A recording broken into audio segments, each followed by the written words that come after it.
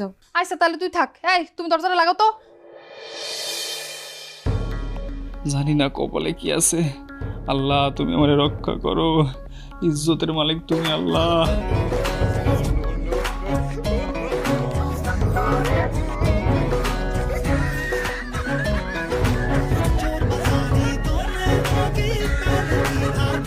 সামনে তোমার সনে সামনে তোমার সনে সামনে তোমার সনে সামনে তোমার সনে একেলা পাইয়াছি রেশে একেলা পাইয়াছি রেশে এই